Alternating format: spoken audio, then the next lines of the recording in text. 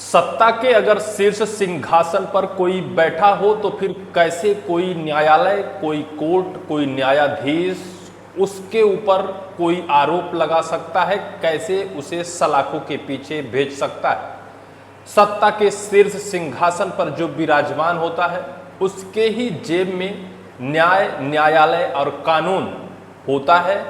आज वो सब कुछ प्रत्यक्ष प्रमाणित होता नजर आ रहा है जब कोर्ट ने यह कहते नजर आती है कि सरकार एक प्रतिवादी को बचा रही है। सरकार अपने प्रतिवादी को बचाने के लिए गोल मोल जवाब दे रही है। और जब ऐसा हाई कोर्ट का लहजा हो, ऐसा न्यायालय का वक्तव्य हो, ऐसे तल्ख न्यायालय के हो सरकार के प्रति, तो क्या उस सरकार को हम मान सकते हैं कि वो भ्रष्टाचार मुक्त सरकार हो या फिर एक संवैधानिक दायरे पर चलती सरकार हो। सरकार अपने मंत्री को बचाने के लिए पूरी जद्दोजहद करती है। सरकार अपने मंत्री के बारे में अगर कोई गलत जानकारी या फिर उसे कटघरे में या सलाखों के पीछे भेजने के लिए कोई आरोप लगाता है तो सरकार उसके पीछे वरदहस्त लगाकर खड़ी हो जाती है कि हमारा मंत्री जैसा भी होगा, कानून, न्यायालय, कोर्ट उसका कुछ नहीं कर पाएगी। ऐसा ही कुछ एक मामला निकल कर आया है। आपकी मोबाइल स्क्रीन पर एक दैनिक भास्कर की खबर की कटिंग चल रही है जिस पर लिखा है, हाई कोर्ट बोला रिकॉर्ड नहीं देकर ढाल बन रही सरकार। कैबिनेट मंत्री गोविंद सिंह राजपूत के चुनावी हलफनामे में संपत्ति छिपाने से जुड़ा है मामला। सरकार अपने मंत्री के बचाने को लेकर ढाल बनकर खड़ी हो गई है और पूरी की पूरी ताकत झोंक रही है। एक तरफ चुनाव आयोग को कहती है कि यह जानकारी गोलमोल तरीके से सरकार देकर और चुनाव आयोग को गुमराह कर रही है।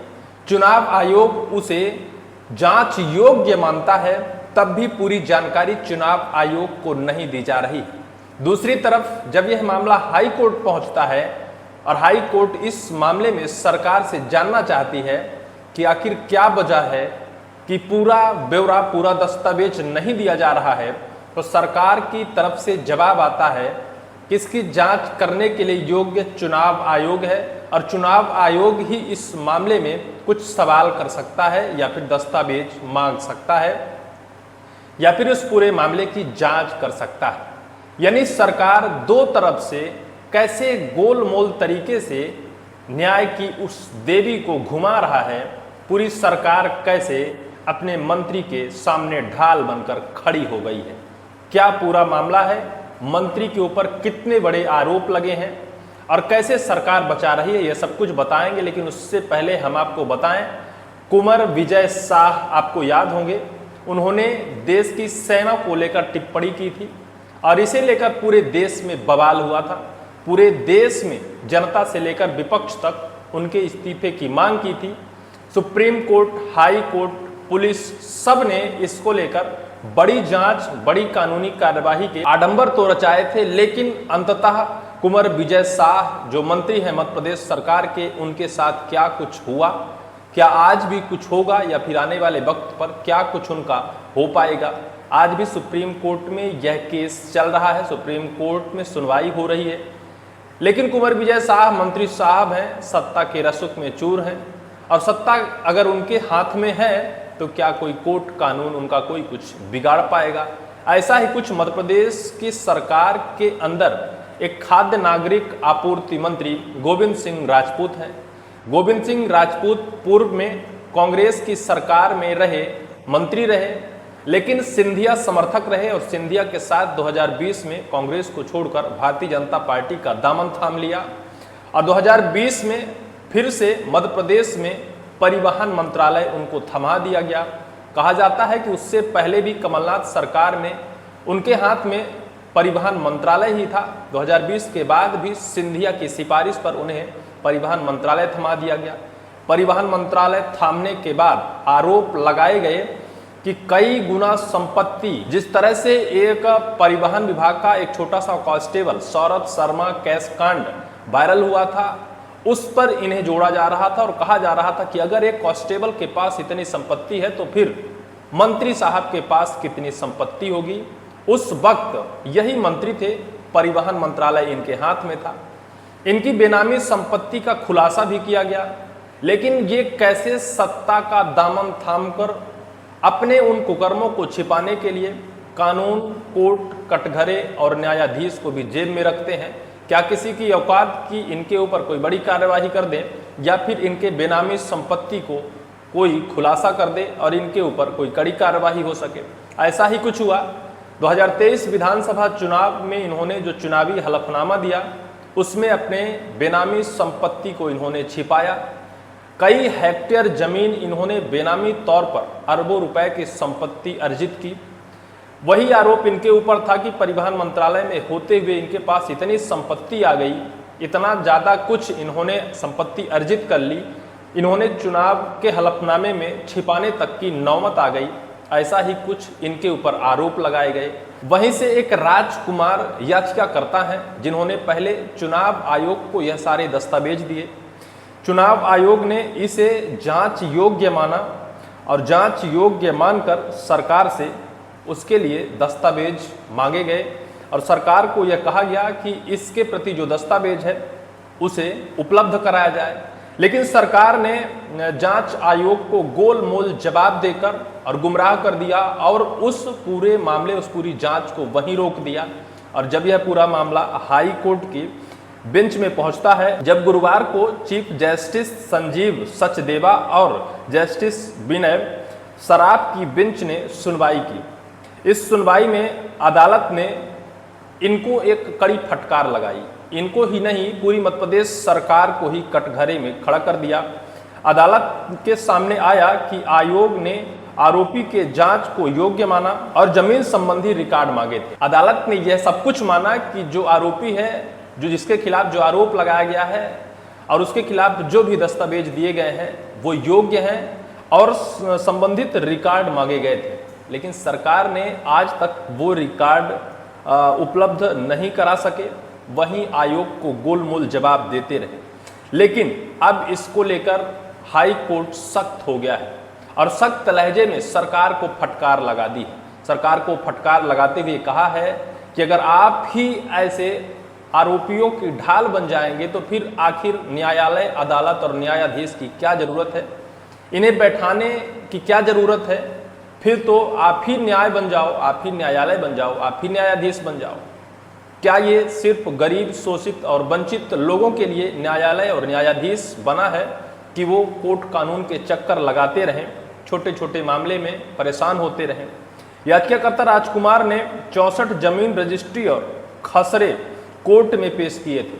64 ऐसे जमीन की रजिस्ट्री और उनके खसरे कोर्ट में पेश किए थे जो बेनामी संपत्ति थी और उस संपत्ति को गोविंद सिंह राजपूत खाद्य नागरिक आपूर्ति मंत्री अपने चुनावी हलफनामे में उसका ब्यौरा ही नहीं दिया था।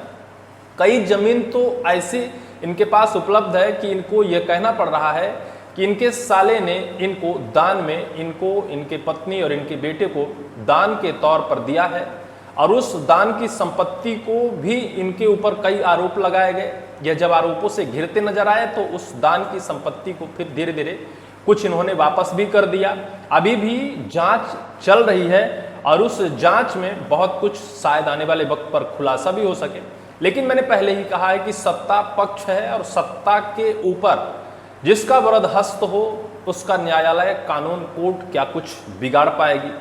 ऐसा ही कुछ मामला इस पर आया जिस पर कोर्ट का जो सख्त लहजा था उसमें कोर्ट ने कहा अगर प्रतिवादी ये तर्क देता कि सरकार के पास जांच का अधिकार नहीं है तो ये समझ में आता, लेकिन सरकार खुद प्रतिवादी की मदद करते हुए आयोग को जानकारी नहीं दे रही है। अब इलेक्शन कमीशन को रिपोर्ट और जानकारी ही नहीं दी जाएगी तो ये कार्रवाई कर अंतिम निर्णय कैसे लेगा। यानी अगर प्रतिवादी कहे कि भैया मैं नहीं कर सकता, नहीं ले सकता, तो कुछ सोच समझ में है, लेकिन सरकार ही प्रतिवादी के पक्ष में खड़े होकर ढाल बन रही है और कह रही है जानकारी नहीं दी जा रही है, तो फिर क्या ये माना जाए कि सरकार स्वयं इस गुनाह के या फिर इस पूरे मामले की जिम्मेदार है।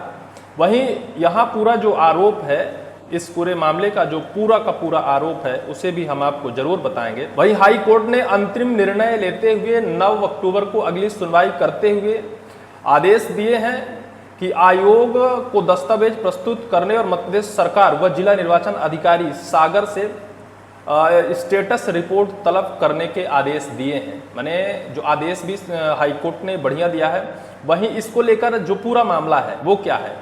कोर्ट में पेश रिपोर्ट में बताया गया कि 2019 से 24 के बीच मंत्री, उनकी पत्नी और पुत्र के नाम पर सागर जिले में लगभग 40 हेक्टेयर जमीन खरीदी गई। इसकी कीमत करोड़ों रुपए में है। हलफनामे में केवल 12 करोड़ की संपत्ति का उल्लेख किया गया।